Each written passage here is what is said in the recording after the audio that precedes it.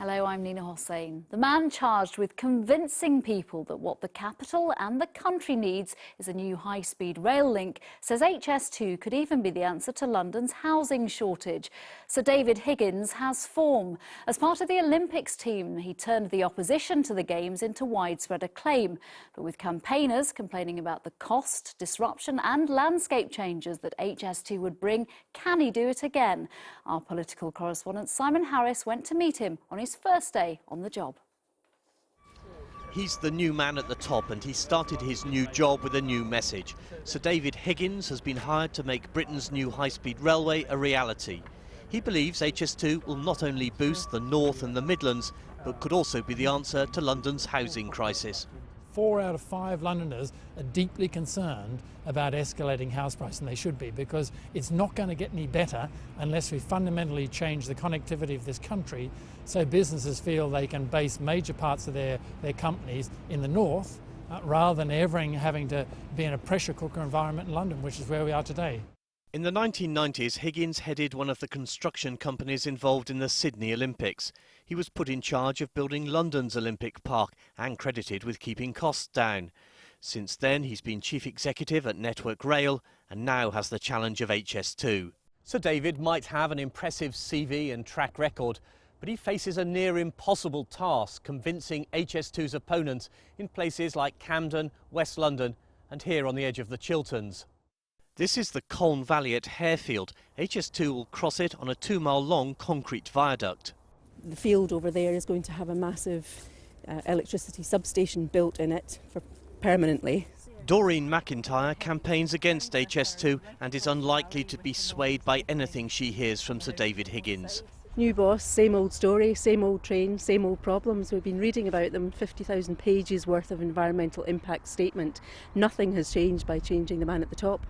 In Ruislip, HS2 will now be in a tunnel, but residents say it's a concession which counts for nothing because their homes are still blighted. I think they've brought David Higgins in because of his popularity over the Olympics, but let's not forget how many millions that cost Londoners, extra on top of what they already promised us.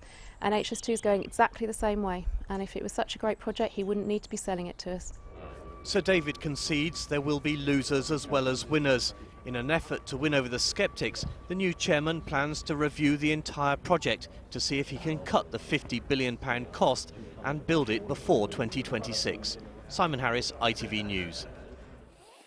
Well, for reaction, I'm joined by Andrew Dismore, who represents Camden and Barnet on the London Assembly. Thank you very much for coming in. Has anything that you've heard from Sir David Higgins changed your mind about the link now? No, it hasn't. In fact, if anything, it's reinforced it, because if he thinks this is somehow the answer to London's housing crisis, then that is entirely opposite what HS2 was supposed to be about.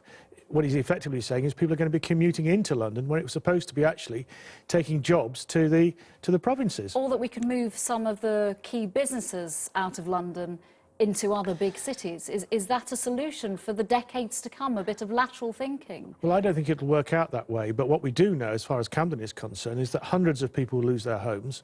At the moment, their future is very uncertain, both in terms of compensation and in terms of rehousing. The impact on the environment, with the loss of green space, the noise, the pollution, and Euston Road is one of the most polluted areas of the country already, is enormous. And the impact on commuters into London also hasn't really been thought about. The number of people who will be coming into Euston is double in the rush hour compared to what it is now. And already the links at the Northern Line, for example, the Victoria Line, are overcrowded. People coming on HS2, they'll try and get onto the tube station and they'll find the tube stations closed because of overcrowding, unless we get Crossrail 2 built. But that, in turn, is some 10 years further down the track. You said in the past you'd rather this money was spent on building new homes, but the capital's already squeezed in terms of space to actually do that if the money was there, isn't it? There are a lot of brownfield sites which we can build on throughout London, and I think that £50 billion would be far better spent on dealing with London's chronic housing shortage, the need for affordable homes for Londoners to live in, rather than this vanity project that is going to do little to support London, is going to create more problems than it's going to solve.